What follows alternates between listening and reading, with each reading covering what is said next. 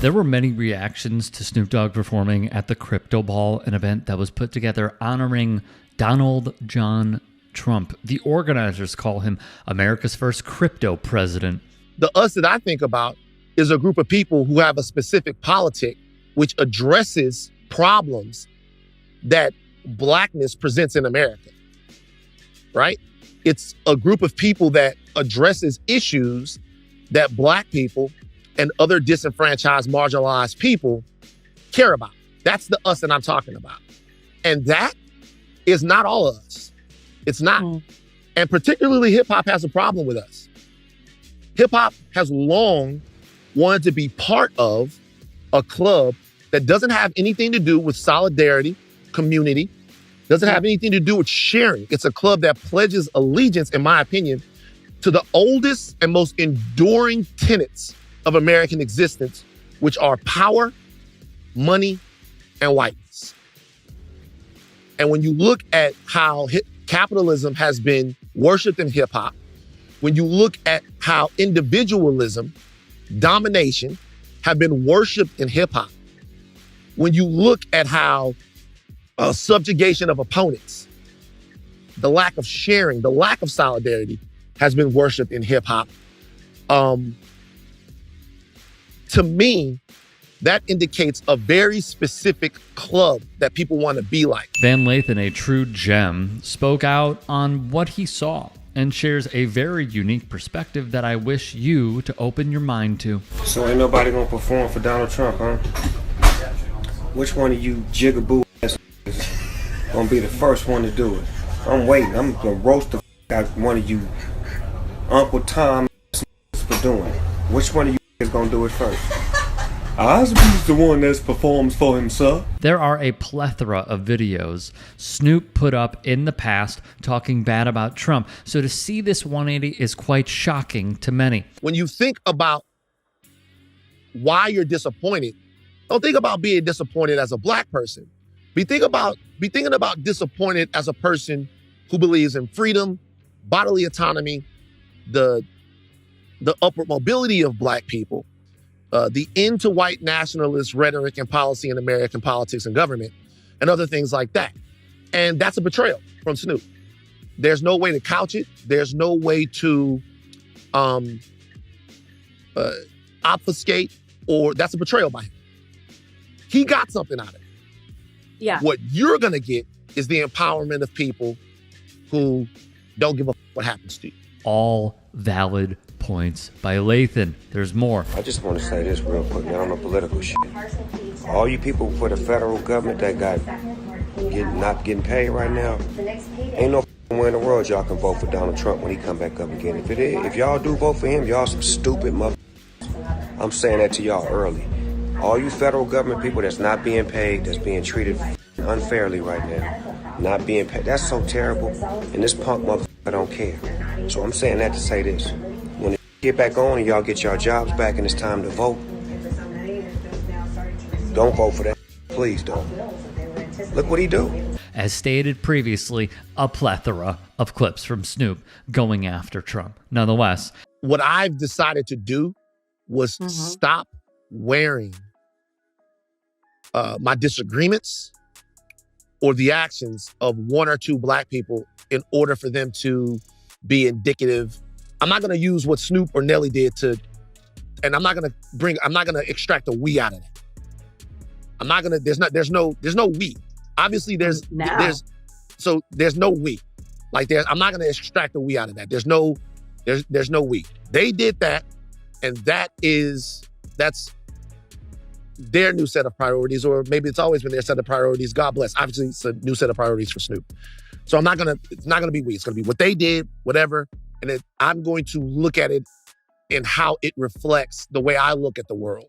And particularly with Snoop Dogg, who I thought that he was, and not necessarily who I thought that he was, I don't know Snoop, but who he said that he was. And maybe if there's been new information that he's gotten, he'll share it with everyone. It's quite obvious to sense the sheer disappointment, but we go further. I thought you was riding with me because I put on for my city and I try to bring my city up every step of the way. I did not know you was riding with me because you thought I would ride for who you voted for. I didn't know that. I apologize. I apologize. I didn't know that I had to agree with your political choices, and I thought it was the things that you do, not the things that you say should be done. If you follow what I do, this shouldn't even be an argument. He's the president. He won. This isn't a campaign. This isn't an RNC. I'm not out on the political campaign. I didn't get none of that 1.5. You see what I'm saying? Like to try to help somebody get voted. I would ask them to show me where he's a white supremacist. I get it. He did say, if you don't vote for me, you're not black, right? Oh no, that wasn't him. That wasn't him. Hold on. I'm trying to think. Hold on. He did create I know where you're going. I know where you're going. He did create the crime bill in the 90s, which said that if you get caught with 5 grams of crack, you do a mandatory 5 years. That had mass incarceration. I think even the Vice President Kamala spoke on that part, that said that the crime bill played a huge part. No, he didn't do that.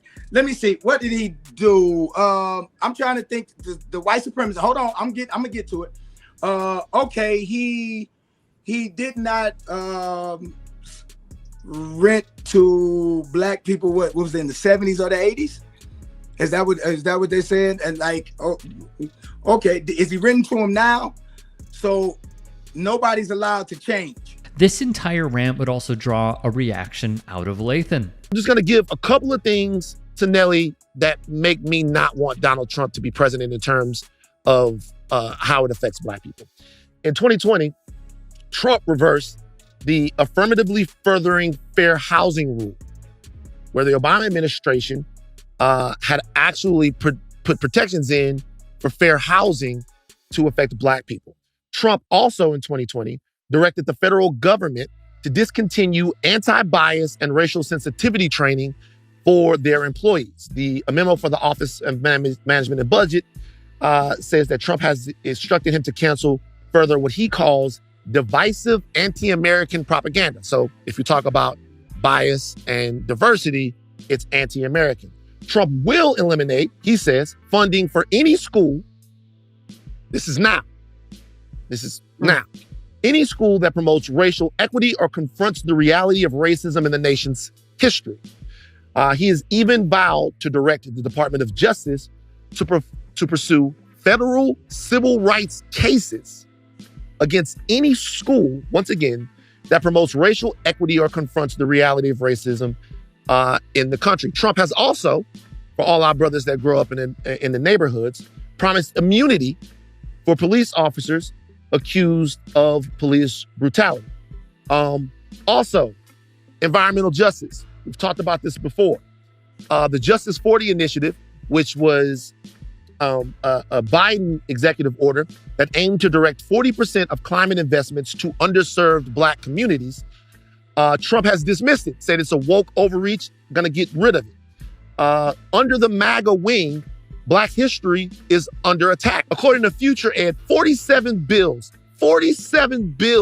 have been introduced by MAGA Republicans in 23 state legislatures, including Alabama, Arizona, Idaho, Iowa, New Hampshire, Oklahoma, Tennessee, Texas, and Utah, all aimed at eliminating certain types of curriculum which study and deepen the understanding of the Black experience in America. Last thing, in the Trump era, white nationalist hate groups have grown by 55%.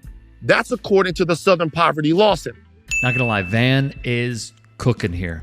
To see more and hear more, check out Higher Learning with Van and Rachel Lindsay on YouTube, their podcast on Spotify, Instagram for more content, and of course, TikTok while, it's still here.